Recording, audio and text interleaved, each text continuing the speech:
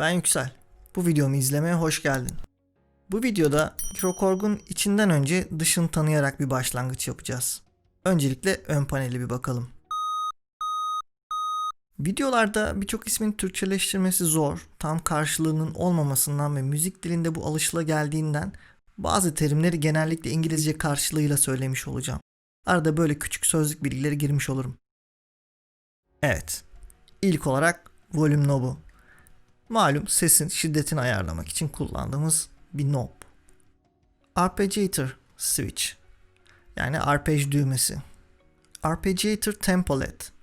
Arpej temposuna göre yanıp sönen, eğer başka bir harici cihazla MIDI yoluyla bağlantıya açıldıysa gelen tempo mesajına göre yanıp sönüyor. Octave shift, down and up. Seçili bankadaki ses perdesi içinde oktav aşağı ve yukarı gitmeyi sağlar. Pitch well, perde tekerleği sesin perde değişimini ayarlanmış ölçüde değiştirmemize olanak sağlıyor. Mod well, modülasyon tekerleği de sesi etkileyecek modülasyonun derinlik, yoğunluk, diğer bir deyişle depth değerini değiştiriyor. Program select kısmına bakalım.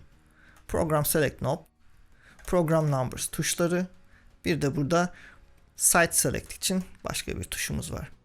İlk öncelikleri kayıtlı seslerimiz arasında geçiş yaparken kullanılmak olacak. Ama başka fonksiyonlarını da keşfedeceğiz. Burada isimlere çok takılmayın. Yani trance, techno house. Çünkü burası aslında kendimize göre çok güzel kişiselleştirebileceğimiz bir alan. Bunu başka bir videoda ileride ele alacağım.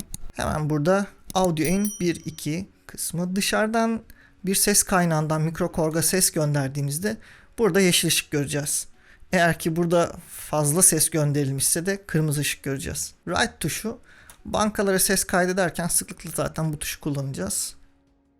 Bir diğer çok önemli tuş. Çok önemli. Burası çok önemli. Shift. Birden fazla etkisi var. Diğer fonksiyonlara giriş için bu tuşu kullanacağız. Geri gelince adını bolca duyarsınız. Timbre Select Format Hold tuşu. Burada da lambası. Yani tını ve format tutucu diye Türkçeleştirebiliriz.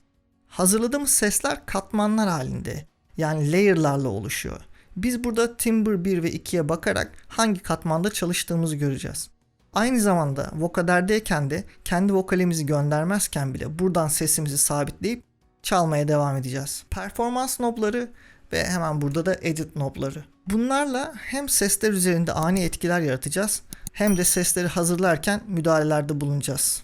Şimdi hızlıca arka panele bakalım. Evet, 9 volt adaptör girişimiz, açma kapama tuşumuz, 5000 MIDI bağlantıları, audio 1 ve 2 girişleri, mikrokorga vokader bağlantısını ve harici bir ses kaynağı gönderirken buradaki girişleri kullanacağız. Stereo 2 tane, bir tane de mono olarak çıkışımız mevcut. Stereo ses bize sağdan ve soldan olmak üzere iki aynı kaynaktan ses geliyormuş hissi verirken mono ise tek bir ses kaynaktan ses duyarmış hissini veriyor. Bir tur daha atarak son haline geldik. Burada ise 9 volt enerjimizi sağlamak için pil yuvası. İşte bu kadar. Yorulmadık değil mi dinlerken? Bu çok önemli bir şey dedi.